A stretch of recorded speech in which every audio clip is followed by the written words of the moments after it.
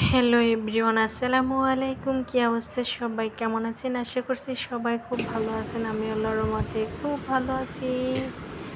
সন্ধ্যার নাস্তার জন্য কত কিছু আয়োজন করছি দেখেন। আসলে মন ভালো থাকলে সব কিছু করতেই বেশি ভালো লাগে। অনেক কিছু সেদিন আইটেম করি, রান্নাবান্নার ক্ষেত্রে এমন। তো এখানে দেখেন আমি পিঠা বানিয়ে নিয়েছি। আর এখানে বিশাল বড় একটা কাঁঠাল আনতে পারবেন বাজার থেকে। এই যে দেখেন কত বড় একটা কাঁঠাল। আমার দুইটা ছেলে একটু কাঁঠাল খায় না, আমার হাজব্যান্ড আর আমিই খাই। যাওয়ার জানবি এখনো খায় না। তোমরা যারা যারা আমাকে বেশি বেশি ভালোবাসো, ভিডিও দেখো, তারা তারা আমার জন্য লিচু পাঠাইতে পারো। আমার অনেক আমি লিচু সদর গ্রহণ করবো এবং ইচ্ছা মতো খাবো। হাই,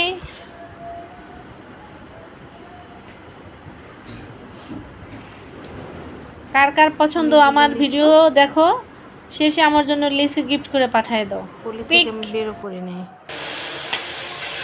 রান্নাবান্নার দিকে এখানে হলো কলমি শাক ভাজি। এত পরিমাণ টেস্ট হয়েছে কালকে এই রান্নাগুলো, যা বলার কথা না।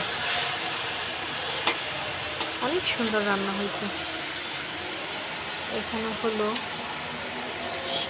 শিং মাছ আমি টমেটো দিয়ে একটু মাখা মাখা ঝোলে, যে শিং মাছ, এটা আমি একবারে কাঁচাই রান্না করছি, কিন্তু তাও অনেক টেস্ট হয়েছে। অনেক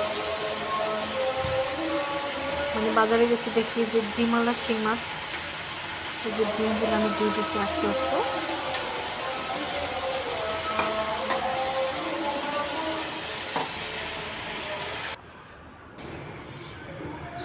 এখানে হলো যাওয়াদের জন্য আমি একটু, যেহেতু বৃষ্টি সেহেতু মুসুরির ডাল আর পোলার চাল দিয়ে একটু খিচুড়ি রান্না করে নিচ্ছি।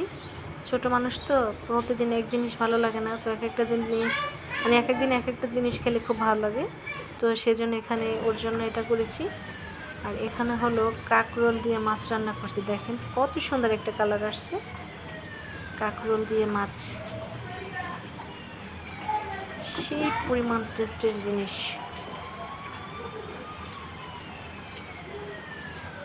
অনেক সুন্দর। এখানে হলো মাছের লেজ ভর্তা।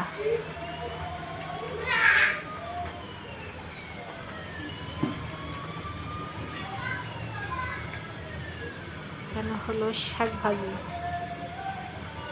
কলমি শাক আর লাল শাক, দুই পাতা আমি একসাথে করে ভাজি নিয়েছি। এখানে হলো ভর্তা, এ হলো মাছ। এখানে হলো চাপলি মাছ ভুনা করে নিয়েছি আমি। চাপলি মাছ, বড় বড় চাপলি মাছ, এটাকে আমি ভুনা করে নিয়েছি।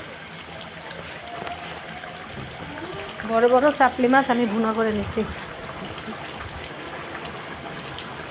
হ্যাঁ, এটা হলো বড় বড় চাপলি মাছ ভুনা করে নিচ্ছি।